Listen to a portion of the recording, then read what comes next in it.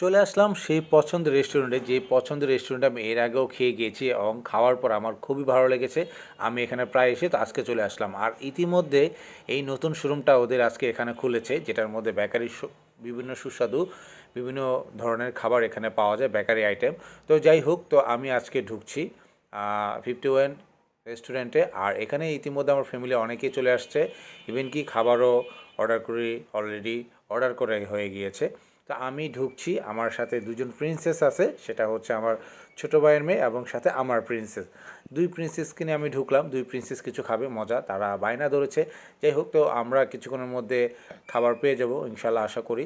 তো আমরা এখন ওয়েট করছি খাবারের জন্য। খাবার অর্ডার করা হয়ে গেছে। আর মজার কিছু খাবার আজকে আইটেম অর্ডার করা হয়েছে, যেটা আমাদের খুবই পছন্দ, খুবই স্পাইসি, অনেক ঝাল, আর অনেক খেতে মজা, অনেক সুস্বাদু, এক কথায় অসাধারণ। যাই হোক, আমাদের খাবার অলরেডি চলে আসছে। এই খাবার দুইটার মেনু হচ্ছে, দুইটা আমরা সেট মেনু নিয়েছি। একটা হচ্ছে পেরি পেরি চিকেন, আর একটা হচ্ছে গিয়ে আপনার মেক্সিকান রাইস। আর এই দুইটা খাবার খুবই অসাধারণ। অবশ্য মেক্সিকান রাইসটা একটু ঝাল, স্পাইসিটা কম, কিন্তু পেরি পেরি চিকেনটা অনেক ঝাল। আর এটা খেতে খুবই সুস্বাদু, খুবই মজার।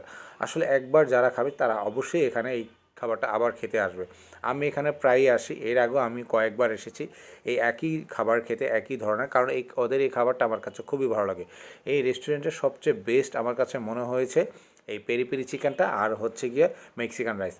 তারপরও অনেকের অনেক ধরনের অনেক কিছু ভালো লাগে। এই যেই মেক্সিকান রাইসের মধ্যে ছিল 2 পিস হচ্ছে আপনার ফ্রাই দিবে, আর হচ্ছে সুন্দর এক এক গাথা একদম গরুর মাংসের মতো, ধরতে গেলে গরুর মাংস না, ঠিক মুরগির মাংস দিয়ে তৈরি করা। এটা খুবই মজার ছিল।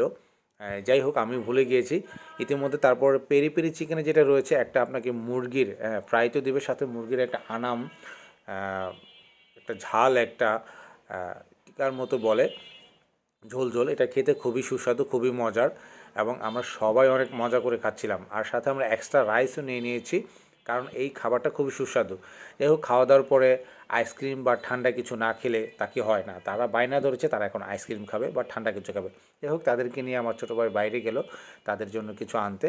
আর আমি বাইরে এই বিভিন্ন রেস্টুরেন্টের যে বাইরের যে জায়গাটা আমি আপনাদেরকে ঘুরে ঘুরে দেখাচ্ছি। খুবই সুন্দর একটি প্লেস। রাতে যেহেতু সন্ধ্যা হয়ে এসেছে, আমরা যেহেতু বিকালবেলা বের হয়েছি দুপুরে খাবার জন্য, অলরেডি এমনিতেই দেরি করে সকালে ব্রেকফাস্ট করেছি। যাই হোক, তো দুপুরের খাবারটা আমরা সন্ধ্যা হয়ে গেছে, তো এখানে খাওয়া দাওয়ার পর সবাই রেস্ট নিচ্ছে, সবাই করছে। আর এর মধ্যে আমি আপনাদেরকে এই রেস্টুরেন্টের পুরো ভিউটা দেখাবো। এই ভিউটা খুবই সুন্দর, খুবই চমৎকার।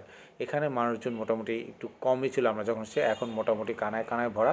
ওদের এই ডেকোরেশনটা খুবই সুন্দর, আধুনিক বললেই চলে, খুবই সুন্দর লাগে আমার কাছে, একদম পরিপাটি টিপটপ। আর ভিউটাও খুবই সুন্দর। মানুষজন নিরিবিলি চুপচাপ বসে আছে, পাশেই টিভি